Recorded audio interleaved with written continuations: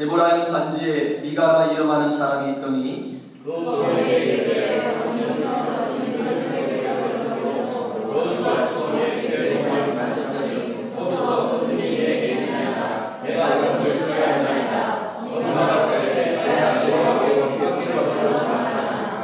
미가가 은 1100을 그 어미에게 도로 주매 어미가 가로되 내가 내 아들을 위하여 한 신상을 새기며 한 신상을 부어 만들 차로 내 손에서 이 은을 여호와께 거룩히 드리노라. 그러므로 내가 이제 이 은을 내게 도로 돌리리라. 미가가 어미에게 도로 주고 어미가 그 은을 취하여 남장에게 주어 한 신상을 새기며 한 신상을 부어 그 신상에 미가의 집에 있더라. 이 사람 미가에게 신당이 있으므로 또 에봇과 드라빔을 만들고 한 아들을 세워 제사장을 삼았더라. 그때는 이스라엘 왕이 있었고 사람마다 자기 종대로 은혜를 행하였더라. 유다 가족에 속한 유다 베들레헴에 한 소년이 있으니 그는 레인으로서 거기 우거하였더라. 이 사람이 바로서 장독자여 그 소년 부하에게 걸려서 하나가 에브라임 산지로부터 미가에게 이르되 미가가 그에게 묻되 너는 어디서부터 오느냐? 그가 이르되 나는 유다 베들레헴의 레인으로서 거할 곳을 찾으러 가노라. 미가가 그에게 이르되 내가 아람에게하고 나를 세상이니라 내가 하나가 하늘과 하늘과 주님을 주라하고 레인이 일어났더니 레인이 그 사람과 함께 거하기를 만족히 여겼으니 이는 그 소년이 미가의 아들 중 하나같이 되니라. 미가가 레인을 아우리 분별하며 소년이 미가의 이에 미가가 가로되 레인이 내 제사장이 되었으니 이제 여호와께서 내게 복 주실 줄 아노라 하니라. 우리가 지금 계속 하나님의 은혜를 받고 있는 이 사사기는 가나안 정복 과정에 대한 간략한 소술 그리고 여호수아의 죽음을 다룬 이 서론 부분인 1장부터 3장 6절까지는 사사시대가 이렇게 범죄와 징벌 그리고 하나님의 구원이라는 것을 그것이 반복될 수밖에 없었던 이유를 설명하고 있습니다. 그리고 3장 7절부터 16장까지는 사사들을 중심으로 7주기에 걸쳐서 반복되는 이스라엘의 범죄와 하나님의 징계 그리고 구원을 기록하고 있는 본론으로 사사들의 이야기는 삼손을 마지막으로 끝납니다.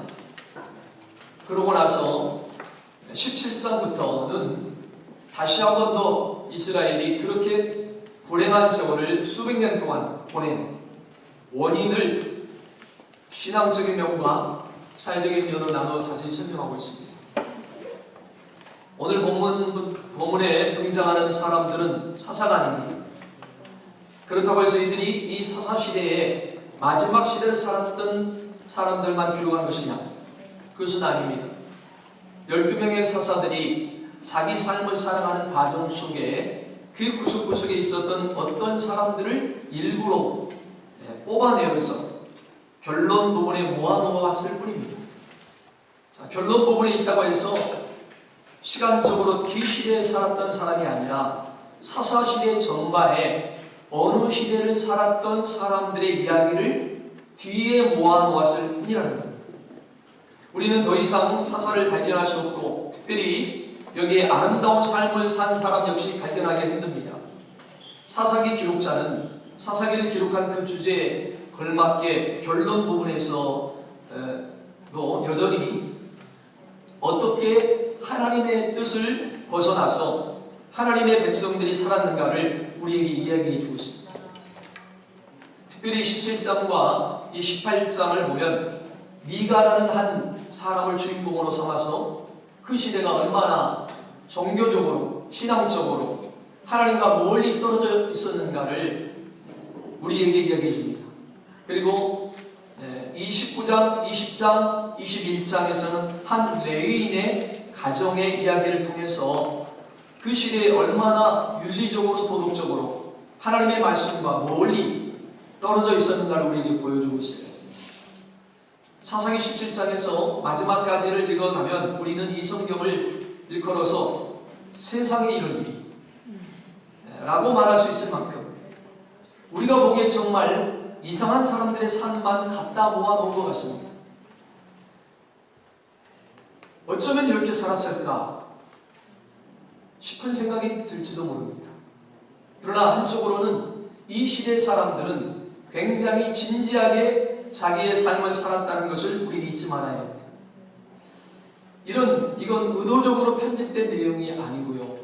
그 시대의 삶을 살았던 사람들이 모습을 그대로 기록하고 있다는 겁니다. 왜요? 하나님을 섬기던 백성들이 왜 그런 모습으로 살았을까? 왜 아무도 이것을 제대로 가르쳐주지 않았을까? 더군다나 이들은 그렇게 살면서도 자기들이 잘못 살고 있다는 생각을 전혀 하지 못했는데, 바로 이런 이야기를 통해서 우리는 이 시대에 나는 맞다고 생각하고 살았지만 혹시나 하나님 보시기에 잘못 살고 있는 것은 아닌지 우리를 뒤돌아볼 수 있는 기회가 되었으면 좋겠습니다.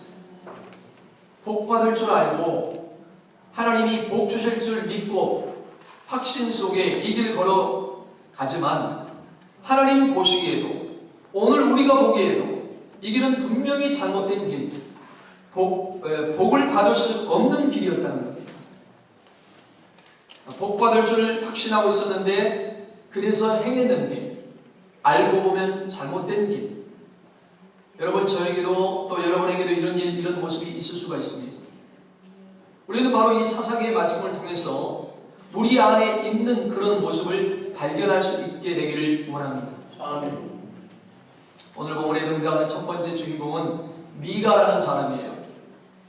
이 사람의 원래 이름은 미가 예후인데 줄여서 미가라고 불렀던 겁니다. 여러분, 미국에서는 사무엘을 뭐라고 해요? 샘이라고 해요. 그런 것처럼 미가 예후를 미가로. 근데 미가 예후, 이 뜻은 누가 여호와와 같으리요. 하나님 같은 분은 이 세상에 아무도 없다라는 뜻을 가지고 있습니다. 자, 아들을 낳고 그의 아버지가 그의 부모가 지어준 이름입니다. 그의 아버지가 그와 같은 이름을 지어준 것은 그 아들이 여호와 하나님의 유일성을 인정하고 여호와 하나님의 영광을 위해 신실하게 살아가라는 그런 바람이 있었기 때문입니다. 그러나 미가는 그 이름값을 하지 못했을 뿐만 아니라 오히려 여호와 하나님의 영광을 가리우는 삶을 살았습니다. 정말 어마어마한 일들이 이 가정에 일어납니다. 자, 어느 날 어머니가 집에서 돈을 잃어버렸어요. 그런데 이 돈이 결코 적은 액수가 아닙니다. 은 1,100. 10절에 보면 미가라는 사람이 한 제사장을 고용하면서 그에게 내가 연봉을 10개 주겠다, 은 10개 주겠다라고 얘기합니다. 오늘날로 말하자면 목사님 연봉이 은 10개. 그런데 1,100개를 잃어버렸다. 한번 생각해 보세요. 연봉이 10개인데 1,100개면 가령 목사님이 100년을 일해야 받을 수 있는 돈이에요. 100년을. 이게 어마어마한 돈이에요. 자, 더군다나 이것은 분명히 부피가 컸습니다. 그러니까 이것을 어디에 두었는지 모르겠다. 이건 그런 뜻이 절대로 아닙니다. 이건 누군가가 분명히 훔쳐가서 없어진 거예요. 자, 너무 어머니가 분노해가지고 이 어머니가 자기가 알만한 주변 사람들에게 저주를 쏟아냈습니다. 뭐 그 아들도 들었죠.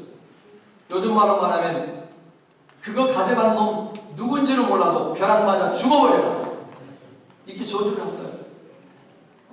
죽어버려라. 가져간 놈. 근데 어찌된 일인지 그 아들이 그 돈을 훔쳐갔어요. 아들이. 그래서 어머니에게 이실직고합니다. 그 저주 말을 아들이 듣고 내가 저주받으면 안 되겠다. 아마 이런 생각을 해서 그런지 어머니에게 이실직고합니다. 어머니가 이런저런 말로 저주하는 말 내가 들었는데 사실은 제가 그 돈을 가져갔습니다. 그저 어머니가 그 돈 다 돌려받고 더군다나 자기의 잘못을 이야기하니까 말이 바뀝니다. 위로하고 싶은 마음이 있었나 봐요. 아들을 보면서 내 아들이 여호와께 복받기를 원하노라. 여러분, 이 집안에 일어난 얘기를 한번 생각해 보세요. 하나님의 이름으로 선포되어진 저주를 두려워해서 자기 잘못을 잘못했다고 시인하는 그 용기 있는 모습, 그 아들의 모습, 또 그렇게 잘못을 시인하는 아들 자녀에게 하나님의 위로와 축복을 선언하는 어머니의 모습. 그냥 이 모습만 놓고 보면 굉장히 건강한 가정, 아름다운 신앙의 이야기 같죠? 아들이 잠깐 돈에 눈이 멀어서 잠깐 실수했다가 다시 돌이키게 되고 회개하게 되는 일종의 해프닝 정도의 이야기로 생각할 수가 있습니다. 근데 이게 이 집안의 이야기의 전부가 아닌 거예요. 자, 그 다음 구절 한번 보세요. 3절을 보면 미가가 은 1000개를 그의 어머니에게 도로주매 그의 어머니가 이르되 내가 내 아들을 위하여 한 신상을 새기며 한 신상을 부어 만들기 위해 내 손에서 이 은을 여호와께 거룩히 드리라. 자, 이 말 속에 내가 여호와께 거룩히 드리노라. 1200개를 이제 어머니가 주니까. 그런데 그 돈으로 뭘 만들죠? 뭘 만들어요? 신의 형상을 만들어요. 한번 생각해 보세요. 내가 여호와께 거룩히 드리노라. 그런데 그 돈으로 뭘 만들었어요? 신의 형상을 만들었어요. 생각해 보세요. 뭔가 앞뒤가 잘 안 맞는 거예요. 여러분, 십계명에도 하늘에 있는 것이나 땅에 있는 것이나 바다에 있는 그 어떤 것이라도 하나님의 형상을 만들면 안 된다. 그렇게 하나님이 말씀해 있죠. 이게 십계명의 가장 우선되는 계명인데 지금 어머니가 말해요. 내가 하나님 앞에 거룩히 헌금을 드리겠습니다 해놓고 목적 헌금을 하는데 그 목적 헌금의 용도가 뭐냐? 신상을 만든다. 그리고 이 어머니는 이 일에 전혀 이상하게 여기지 않았어요. 자, 4절에 보면 즉각 은장새기기 시켜서 신상을 만듭니다. 여러분 보시기에 이 어머니의 모습이 정상적으로 보이시나요? 하나님 앞에 예배하고 하나님 앞에 헌금을 드리는데 하나님 말씀에는 어긋나게 신의 형상을 만든다. 근데 여러분, 이 가정의 이상한 이야기는 여기에서 끝나는 것이 아니에요. 5절에 보십시오. 그 사람 미가에게 신당이 있으므로 그가 예복과 드라빔을 만들고 한 아들을 세워 제사장으로 삼았더라. 자, 여러분, 신당이 뭡니까? 시골에 가면 제사를 지내기 위해서 그 지어놓은 집을 제당이라고 합니다. 그곳에서 모든 조상 제사를 섬기고 모시게 됩니다. 제사 지내는 집 제당, 신을 모시는 집 신당. 여러분, 도대체 미가는 왜 자기 집에다가 신당을 만들어 놓았을까요? 아마 이 어머니는 자기 아들이 이미 신당을 만들어 놓고 그리고 여러 가지 신적 물건들을 가지고 있고 자기 아들을 제사장 삼고 있던 이 아들. 그러니까 미가가 미가의 아들을 제사장 삼았어요. 그러니까 미가 어머니가 볼 때 손주가 제사장 된 거예요, 지금 이 집안에. 이 아들에게 또 다른 신상 하나를 만들어서, 근데 신상품 신상을 만들어서 이렇게 새로운 신상품 신상을 또 만드는 거예요. 신상이 집에 더 많이 있는데 아들에게 주고 싶었던 겁니다. 여러분 한번 생각해 보세요. 자기 집안에 신당을 만들어 줄 정도로 이렇게 종교적인 사람이 왜 어머니 돈을 훔쳤을까요? 그 깊은 신앙심은 도대체 무엇이기에 어머니 돈을 훔쳤을까요? 그리고 이 사람은 집에 신상이 하나만 있는 것이 아니라 많은 신상을 세워놓고 있습니다. 자격도 없는 자기 아들을 왜 제사장으로 세웠을까요? 점치는 데 사용하는 드라빔은 또 왜 만들어 놓았을까요?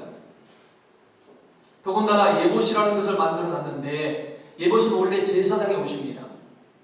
근데 많은 사람들이 생각하기에 제사장의 옷은 그냥 제사장의 옷 정도가 아니라 여러분 사사기 8장에 보면 기드온도 금고리들을 가지고 제사장 옷을 만들었는데 이스라엘 백성들이 그것을 음란하기 위함으로, 다시 말해서 윤리적인 음란, 성적인 음란이 아니라 종교적이고 신앙적으로 우상숭배적인 대상으로 이 에봇을 섬겼다는 얘기입니다.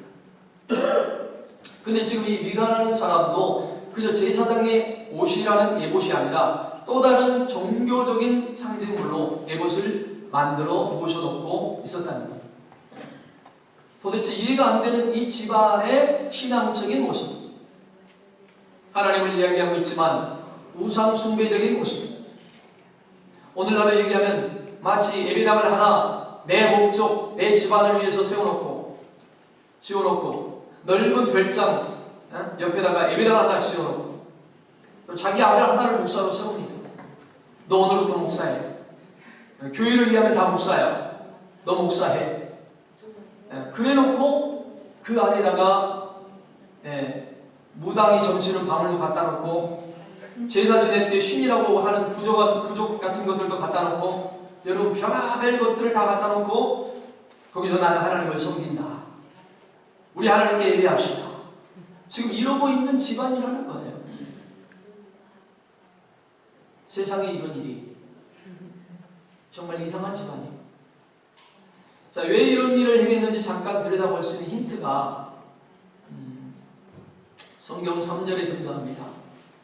따라합시다. 내 아들을 위하여. 내 아들을 위하여. 어머니가 신상을 만드는 이유가 뭡니까? 네? 내 아들을 위하여. 돈을 되찾은 것에 대한 감사 때문도 아니고 하나님을 예비하기 위해서도 아니고 내 아들을 위하여 내가 하나님께 거룩이 드리노라. 하지만 실제로는 그거 누구한테 주는 거예요? 내 아들에게 주는 거예요.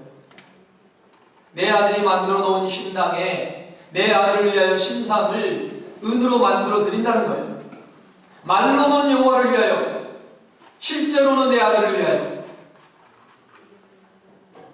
나중에 18장의 이야기를 보면 미가가 자기 어머니 그리고 자기 자신이 이렇게 신당에 신상을 모셔둔 것을 단지파 사람들이 이것마저도 좋다고 빼앗아가요. 자, 미가가 자기의 신상을 빼앗아가는 사람들에게 뭐라고 말하는가 하면요, 18장 24절에 미가가 가로되 내가 만든 신들을 빼앗아갔으니, 따라합시다. 내가 만든 신들. 자, 그러니 여러분, 이 신당 안에는 우상이, 신상이 하나만 있는 게 아니라 여러 개가 있었어요. 단자손도 하나만 뺏어간 게 아니라 그 안에 있는 걸 다 빼앗아갔다는 걸 알 수가 있습니다. 어머니는 아들을 위하여 신상을 만들고 아들은 그 안에 있는 것들을 내가 만든 신들이라고 부르고 있어요. 자, 이 표현을 종합해보면 사사기 17장이 우리에게 말해주려고 하는 바가 무엇인가 분명히 무엇인지를 보여줍니다. 따라합시다. 아들을 위하여 내가 만든 신. 아들을 위하여 내가 만든 신. 자, 그러면서 사사기는 사사기 전체 핵심이 되는 성경 구절을 직접적으로 바로 이 사건과 관련해서 6절에 언급합니다. 사사기 핵심 구절입니다. 6절 다 같이 한번 읽어보시죠. 시작. 그때에는 이스라엘의 왕이 없었으므로 사람마다 자기 소견에 옳은 대로 행하였더라. 이 성경 구절, 이 성경 해석, 성경의 관점이 어디에서 온 거냐? 바로 이 집안이 이 모습 속에서 나오고 있다는 겁니다. 자, 하나님을 이야기하고 있지만 신상을 만들고 하나님께 드리겠다고 말하면서 아들을 위해서 하나님의 이름으로 제사장을 세우고 있지만 알고 보면 하나님의 말씀과는 전혀 상관없는 무자격자를 세워놓은 이들의 모습 속에서 자기 소견에 옳은 대로 살아가는, 신앙은 신앙인데 하나님과는 전혀 상관이 없는, 하나님의 말씀과도 상관이 없는 자기 신앙을 갖고 살아가는 사람들의 모습을 통해서 그 시대는 왕이 없었으므로 사람마다 자기 소견에 옳은 대로 행하였더라. 성경이 지금 그렇게 얘기하고 있다는 겁니다. 이 집안의 이야기는요, 새로운 인물이 등장하면서 또 한 번 반전을 합니다. 자, 미가는 그동안 자기 집에다가 신당을 만들어 놓고 자기 아들 중에 하나를 제사장으로 삼았습니다. 그러나 여러분, 저나 여러분이나 미가도 알고 있었을 겁니다. 공식적인 제사장은 레인 중에서도 특별히 아론의 직계 자손들만 제사장이 될 수 있다는 사실을 우리는 잘 알고 있습니다. 그런데 마침 고향을 떠나서 새로운 정착지를 찾고 있던 한 레위인이 미가의 집에까지 이르게 되었어요. 자, 여행 중에 그 집에 온 거예요. 너 어디 있다가 뭐하는 사람인데 왜 여기 왔냐? 나는 새로운 거처를 찾아다니다가 여기까지 왔다. 나는 레인이다. 이렇게 말했어요. 자, 7절의 말씀 보면 이 사람을 일컬어 소년이다 라고 말합니다. 왜 굳이 소년이라고 번역을 할까? 많은 성경학자들이 이렇게 해석을 합니다. 원래 성경의 율법에 의하면 제사장이 되려면 30세가 넘어야 됩니다. 근데 지금 이 소년이 레인이긴 하지만 30세가 안 되었기 때문에 굳이 성경은 이 사람을 소년 또는 청년이라고 언급하고 있다는 겁니다. 더군다나 이 사람은 자기가 아론의 직계 후손이라는 근거도 없습니다. 근데 미가는 생각하기를 아무리 그래도 30세도 넘지 못했고 그리고 직계 아론의 후손이 아니라 할지라도 내 아들보다는 조금 더 구별된 레인이라는 한 가지 이유 때문에 제사장으로 삼는 게 조금 더 낫다고 여긴 거예요. 아들을 세워보니까 이거 설교도 형편이 없고 엉망이라 전혀 준비되지 않고 아무나 그 아들을 세워버렸으니. 근데 이 레인은 그래도 하나님의 성소에서 일하던 사람 아니냐, 성전에서. 그래도 아들보다 낫다고 생각하고 이 레인을 제사장으로 세운 거예요. 자, 이 사람에게 말하기를 10절에 미가가 그에게 이르되 내가 나와 함께 구하여 나를 위하여 아비와 제사장이 되라고 요청합니다. 자, 미가는 이 사람을 일컬어서 30세도 안 된 이 소년 레인을 일컬어 나의 아버지가 되라고 요청을 하지만 정작 11절에 성경을 읽어보면 이 사람이 아버지 같은 종교 지도자가 된 게 아니라 나중에 미가가 아버지처럼 되고 제사장으로 세움받은 이 레인은 그의 아들처럼 여겨졌다라고 성경에 말씀합니다. 자, 왜 어머니 그리고 미가는 이런 행동을 할까요? 13절이 바로 핵심적인 이유입니다. 13절. 이에 미가가 가로되 레인이 내 제사장이 되었으니 이제 여호와께서 내게 복 주실 줄 아노라. 자, 미가의 어머니와 미가는 확신이 있었어요. 그게 뭐냐? 이렇게 하면 복 받는다는 겁니다. 내 아들이 복 받기 위하여 내가 신상을 만들어 하나님 앞에 드리면 하나님이 내 아들에게 복 주실 거다. 미가는 생각하기를 내가 레인으로 제사장을 삼으면 하나님이 복 주실 거다. 한번 여러분에게 질문해 보겠습니다. 자, 여러분이 알고 있는 성경의 지식 안에서, 여러분이 알고 있는 하나님에 대한 지식 안에서 여러분 이렇게 하면 복 받을 수 있을까요? 없을까요? 네. 여러분, 이 미가와 어머니 모습 한번 보세요. 얼마나 신앙적입니까? 얼마나 간절합니까? 얼마나 열정적입니까? 얼마나 희생적이에요? 어느 누구도 하지 않았는데 자기 돈 들여가지고 신상을 만들고 하나님을 위해서 어느 누구도 신상을 만들지 않았는데 그래도 자기 집이 신당 만들고 어느 누구도 종교성 없이 살아가는데 종교성을 가지고 살아가고 굳이 내가 내 돈 들여서 제사장을 세우기까지 종교적인 열심이 얼마나 특심하고 대단합니까? 그리고 하나님이 내게 복 주실 거라는 기대와 열망을 가지고 열심을 내고 있는 거 아닙니까 지금? 그런데 이 사람이 복 받을 수 있을까요? 없을까요? 바로 그거예요. 나는 복 받을 줄 알고 걸어가는 길인데 사실은 복 받을 수 없는 길. 얼마나 불쌍합니까? 얼마나 안타까워요. 이것이 하나님의 말씀이 중심이 되지 않고 기준이 되지 않고 하나님이 그 삶의 진짜 왕이 되지 못한 사람들이 가진 신앙생활들의 모습이라는 거예요. 오늘날 교회 안에 많은 사람들이 하나님께 복받기 위해서 예배하러 옵니다.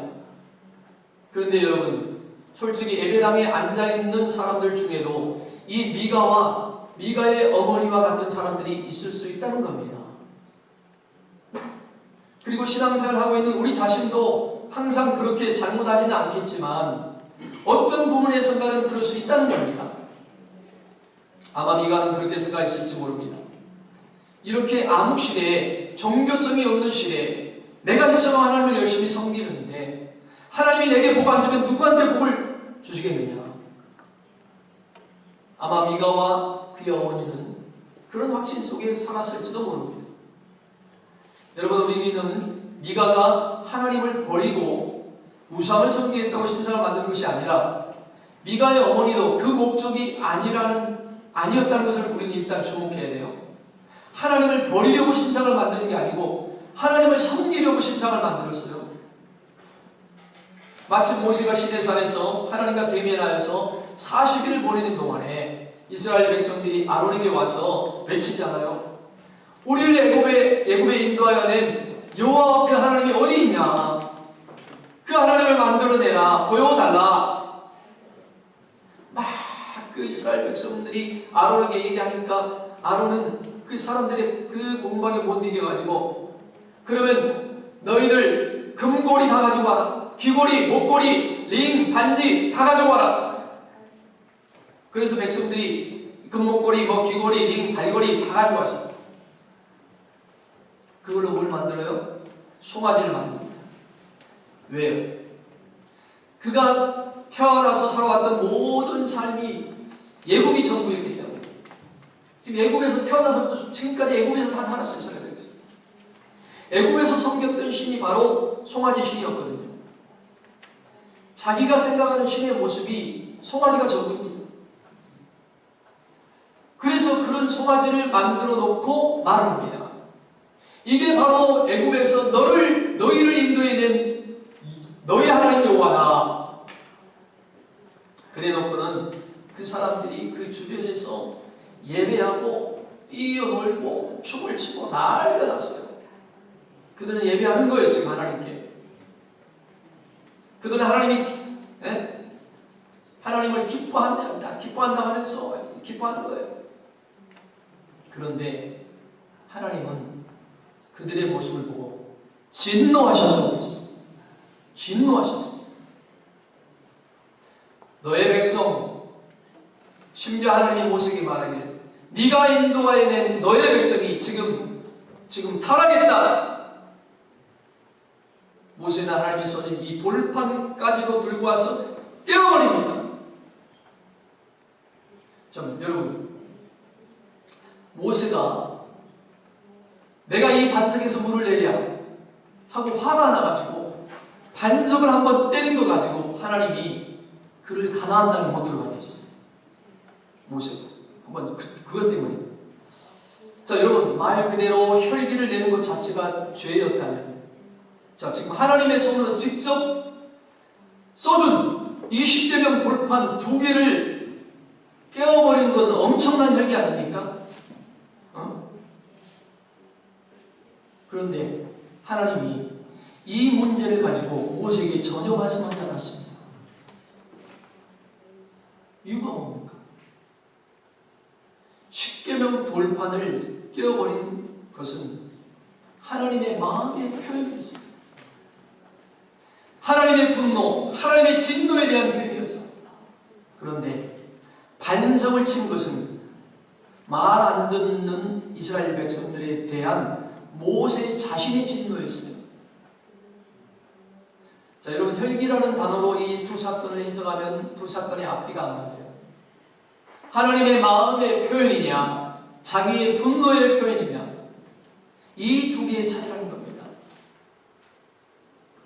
하나님은 하나님의 이름으로 송아지를 숭배하는 이 사람들, 그래도 하나님 때문에 하나님으로 만든 거 아니냐, 하나님을 예배하고 있는 거 아니냐 라는 말로 허용해 주질 않으셨습니다. 왜요?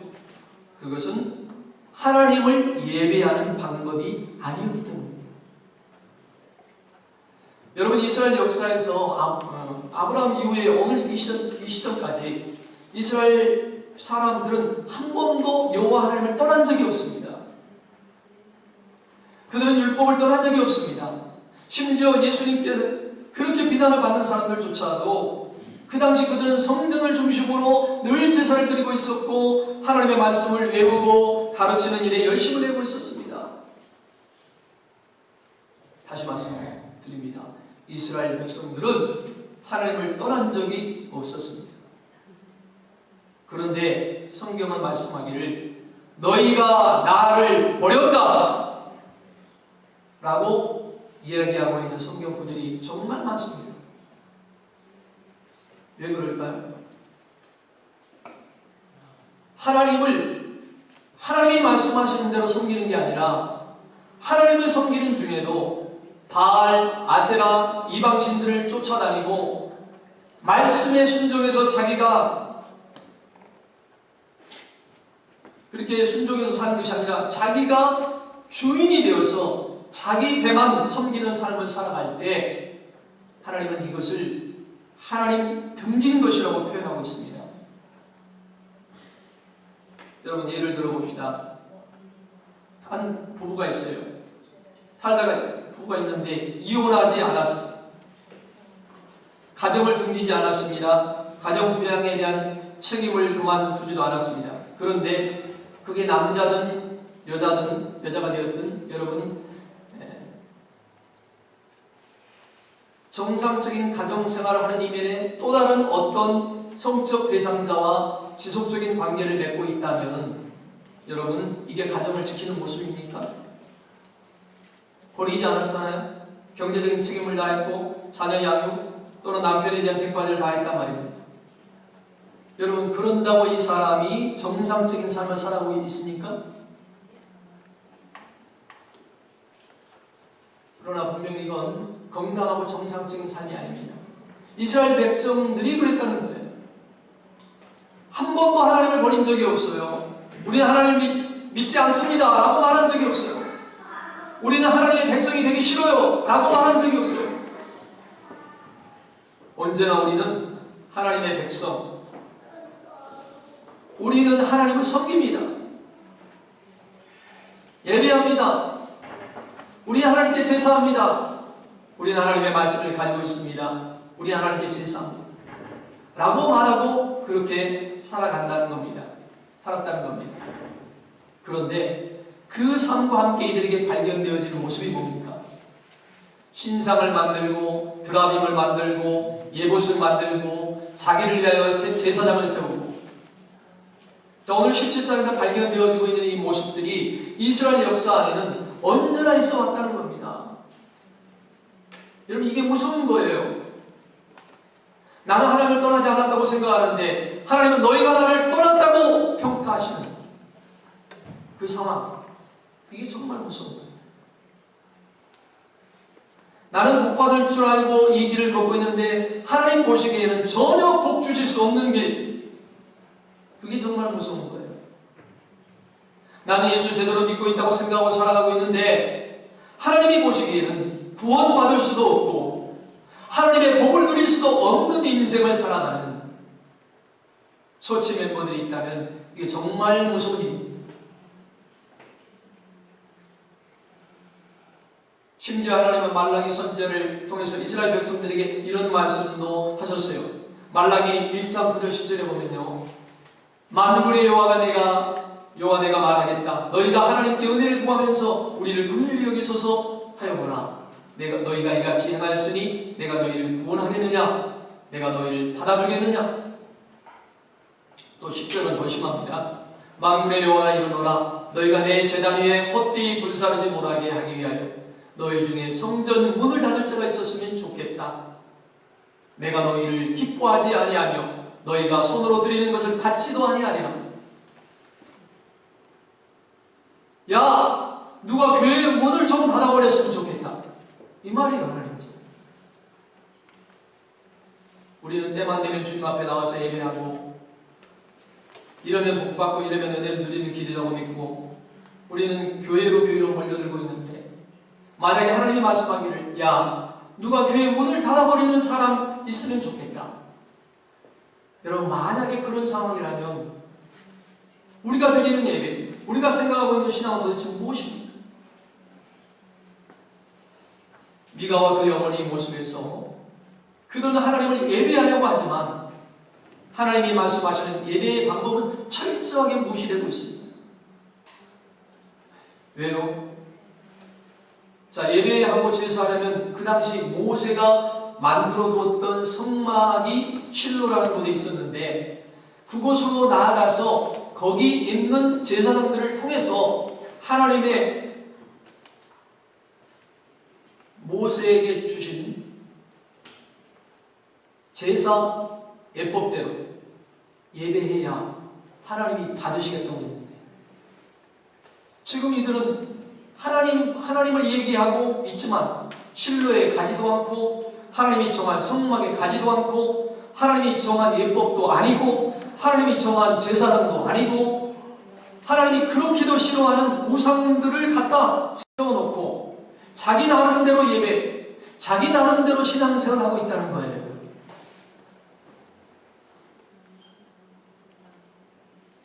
여러분, 예배하지 않아서가 아니라 잘못된 예배를 하고 있다는 겁니다. 여러분, 아론의 두 아들 나답과 아비후가 성막 안에서 하나님이 정하신 불이 아닌 또 다른 불로 제사하다가 그 불이 이 두 사람을 불태워버린 사건이 있습니다. 나답과 아비후는 제사를 드리지 않아서 죽임당한 게 아니고 잘못된 제사를 드렸기 때문에 죽임을 당한 거예요. 여러분, 예배 드리지 않아서 죽임당한 것이 아니라 잘못된 예배 때문에 망한 겁니다. 자, 아나니아와 삽비라가 헌금을 하지 않아서 죽은 것이 아니라 잘못된 헌금을 하다가 죽임을 당했습니다.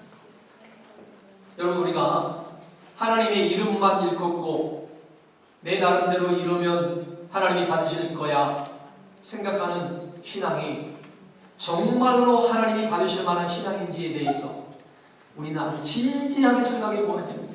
아멘. 신앙이라는 것은 세상에 흔히 말하는 것처럼 정성만 다하면 되는 게 아니에요. 진심만 다하면 되는 게 아니에요. 하나님이 말씀하신 예법, 하나님이 말씀하신 기준, 그것을 따라야만 진짜 신앙이 된다는 거예요. 아멘. 심지어 모세조차도 그가 제사예법을 정할 때 자기가 정한 게 아니에요. 하나님이 시키는 대로, 말씀하신 대로 정했다는 거죠.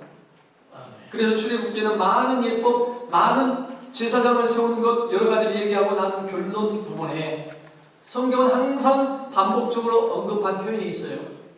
출애굽기 39장 44절에 보면 43절에 보면 모세가 그 필요한 모든 것을 본즉 여호와께서 명하신 대로 되었으므로 그들에게 축복하였다가. 자, 성막을 만들면서 모세가 식양을 그려주고 양식을 그려주고 모든 재료는 이렇게 쓰라고 하나님의 말씀을 전해주긴 했지만 그것은 모세의 계획이 아니라 하나님이 전해주신 그대로였기 때문에 모세도 여호와께서 명령하신 대로 되었기 때문에 축복이라는 마지막 결과 사인 이제 되었다라고 말했답니다.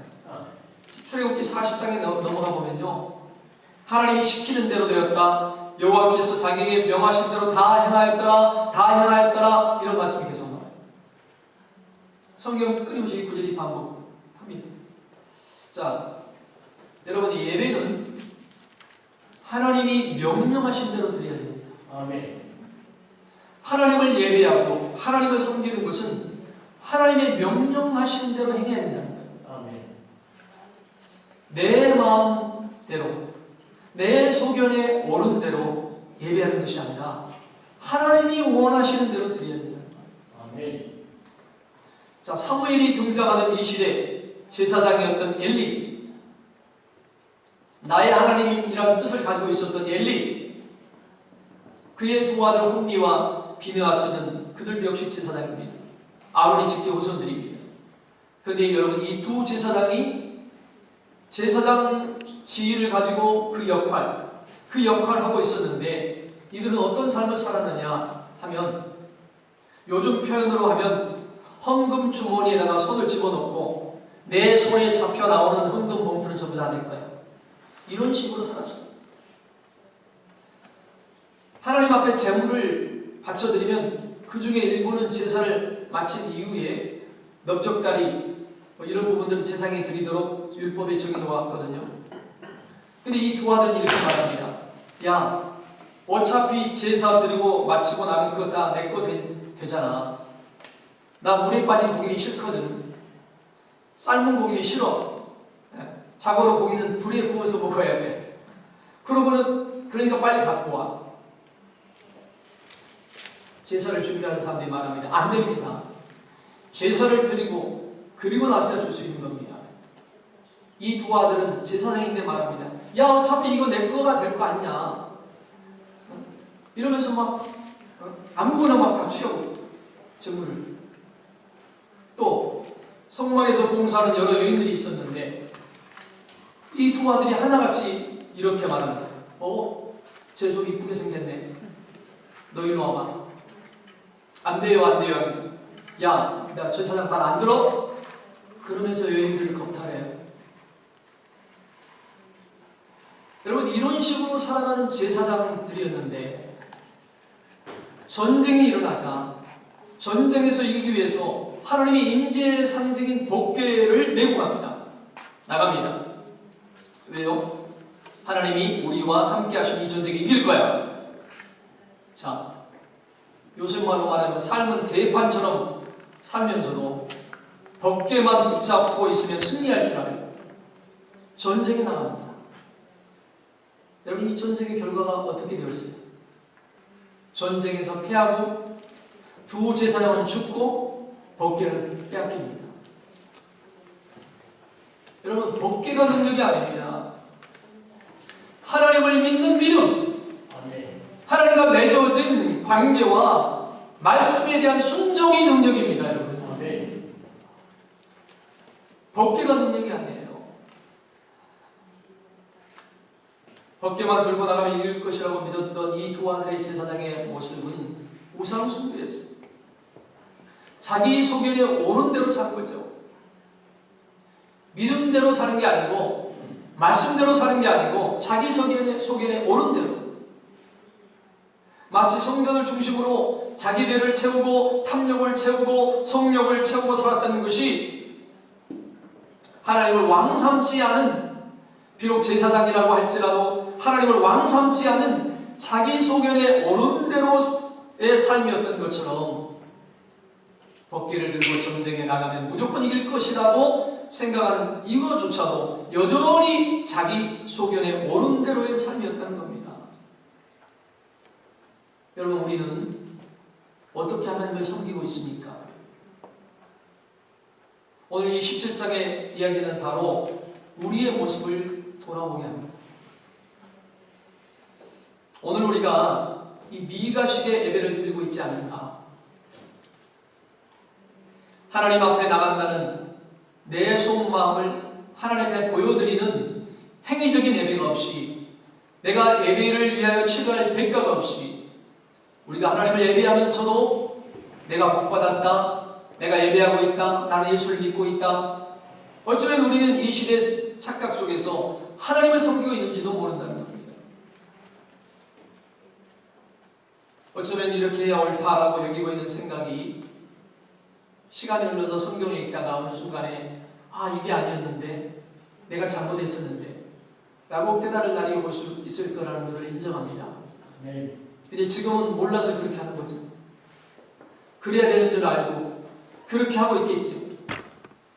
그래서 우리 인생은 끊임없이 하나님의 말씀 앞에 있어야 됩니다. 끊임없이 하나님의 말씀 앞에. 나는 옳게 하고 있다고 여기고 있지만, 내가 그렇게 수십 년을 예수 믿고 살아왔지만 그게 정말 성경적이냐? 이 문제에 대해서 어느 날 말씀을 깨달을 때 돌이킬 수 있는 용기가 우리에게 있어야 돼요. 아멘. 미가와 그의 어머니 또 자녀들의 모습에서 우리는 사사기 소론에서 이야기했던 이스라엘의 모습, 백성들의 모습이 떠올리게 됩니다. 자, 그게 뭐냐? 사사기 2장 10절 보세요. 그 세대 사람도 다 그 열조에게로 돌아갔고 그 후에 일어난 다른 세대는 여호와를 알지 못하며 여호와께서 이스라엘을 위하여 행하신 일도 알지 못하였더라. 자, 그러나 여러분 지금 미가가 여호와를 압니까 모릅니까? 압니다. 그러나 제대로 알지 못하는 겁니다.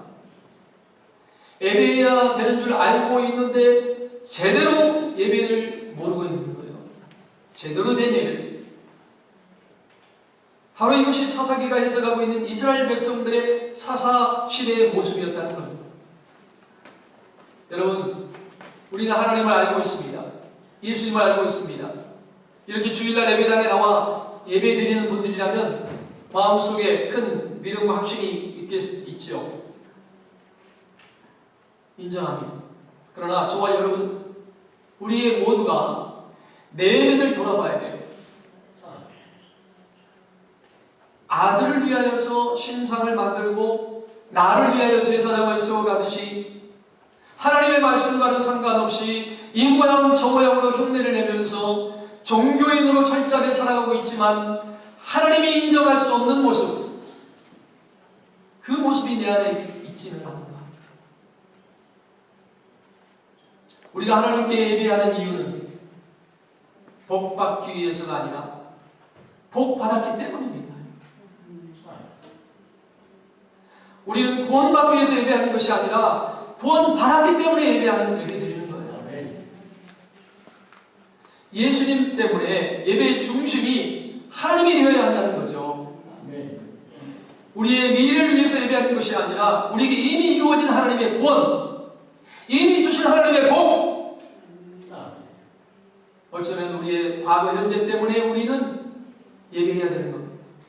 이런 예배 가운데 우리의 미래 하나님이 복 주신다면 더할 나위 없이 우리가 감사한 일이지만 과거가 없이 미래의 복을 받기 위해서 아들을 위하여서 나를 위하여 잘되기 위하여 복받기 위하여 여러분 하나님의 뜻과는 상관이 없는 예배를 하고 있다면 우상을 섬기는 것과 무엇이 다를 것이고 바로 이런 우리를 향해서 우리 하나님이 이 시대에 말하실지 모릅니다. 누군가가 교회의 문을 닫았으면 좋겠다. 어쩌면 그러실지도 모릅니다. 여러분, 결론의 말씀입니다. 몸의 건강을 위해서 여러분 헬스장에 가죠. 헬스장에 가면 무거운 것만 많이 들고 많이 달리기만 하면 무조건 건강하고 튼튼해질 줄 알지만 실제로 운동을 하고 가면은 거기에 트레이너들이 숨 쉬는 법부터 가르칩니다. 숨 쉬는 법. 언제 숨을 쉬고 내쉬고 언제 숨을 들이마시는지, 운동을 어떤 간격으로 근력 운동을 해야 하는지, 매일 무조건 한다고 여러분 되는 게 아니라는 거예요. 정말 몸의 건강을 위한 근육을 가지려면 운동하고 쉬고 운동하고 쉬고 이게 리듬이 있어야 진짜 건강한 몸을 만들 수가 있다는 겁니다. 모두가 건강을 위해서 좋은 의도가 목적을 위해서 하고 있지만 여러분 좋은 목적을 가지고 있다고 항상 바로 하는 것은 아니라는 거예요. 여러분 우리가 하나님을 예배할 때 내 생각대로 내 속인에 오는 대로 나는 이렇게 하면 되더라 그게 아니라 성경은 뭐라고 말씀하시는지 어떻게 예배해야 진짜 하나님이 기뻐하시는지 우리를 돌아볼 수 있기를 주의 이름으로 축원합니다. 아멘. 여러분 생긴 대로 살지 말고 여러분 가꾸면서 살아야 돼요. 여자분들은 가꾸면서 살아야 돼요. 네. 마음을 가꾸고 자기 맵시를 가꾸면 달라져요. 옛날에 원판 불변의 법칙이라고 그랬는데 지금 이게 소용이 없습니다. 원판 불변의 법칙이 안 통해 다 수술해요.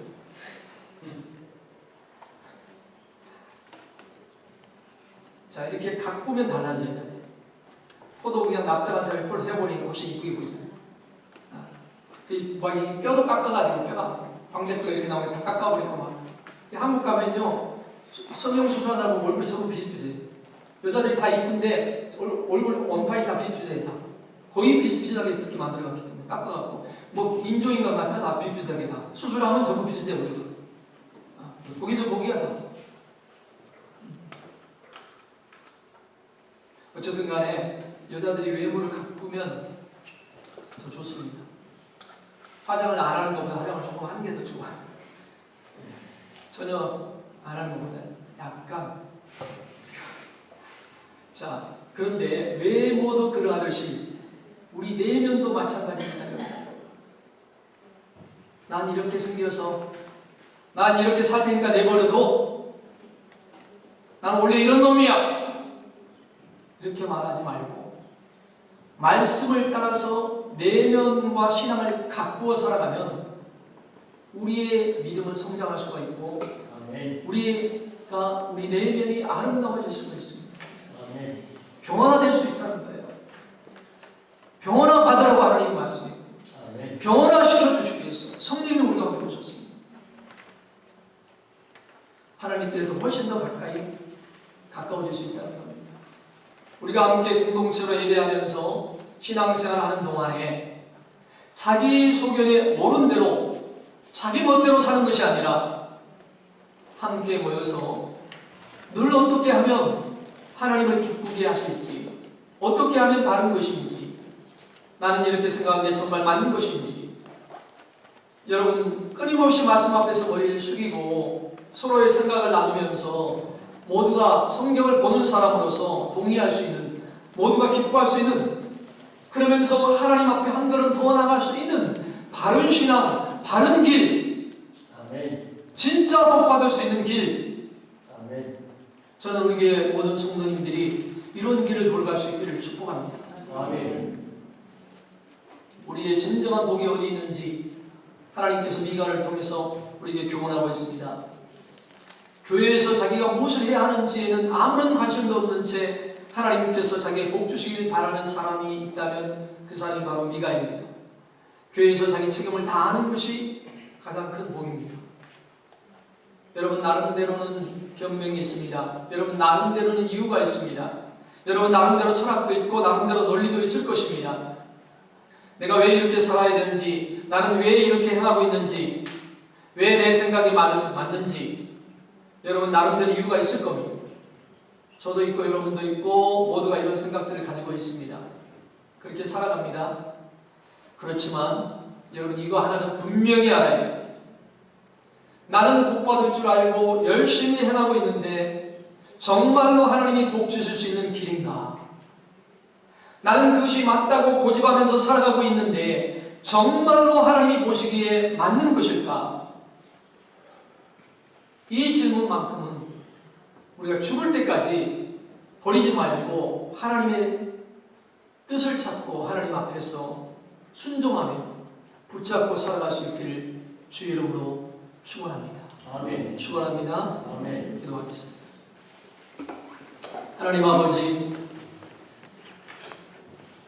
오늘 사사기 17장 말씀을 통해서 미가의 그 이야기를 통해서 우리에게 교훈하시고 말씀하시는 것을 아버지 하나님, 미가와 그의 가족은, 어머니는 자기 나름대로의 열심으로 하나님을 믿고 열심으로 예배를 드리고 열심으로 열정을 가지고 하나님을 섬긴다고 했는데, 그러나 그 길이 하나님 앞에 온전히 복을 받을 수 있는 길이라고 열심히 했는데 전혀 복받지 못하는 길을 걸어가고 있는, 전혀 복받지 못하는 신앙생활을 하고 있는 이 가정을 통해서 오늘 우리 자신을 돌아볼 수 있는 귀한 시간이 되기를 바랍니다. 아멘. 나는 복받을 줄 알고 열심히 행하고 있는데 정말로 하나님이 복 주실 수 있는 길인가? 나는 그것이 맞다고 고집하며 살아가고 있는데 정말로 하나님이 보시기에도 맞는 길인가? 우리가 이 질문을, 이 생각을 우리가 끊임없이 하면서 우리가 하는 모든 일들이 하나님이 보시기에 정말 맞는 일이고 바른 길인가, 바른 일인가를 생각하면서 아버지 뜻 앞에서 우리가 돌아보게 하시고 말씀 앞에서 비추어보고 아버지의 뜻대로 하나님 앞에 예배드리게 하시고 아버지 말씀하시는 그 방법대로 예배드리고 하나님은 섬김 주를 위해 사는 우리 모두가 되게 하여 주시옵소서. 아멘. 예수님의 이름으로 감사하게 드리옵나이다.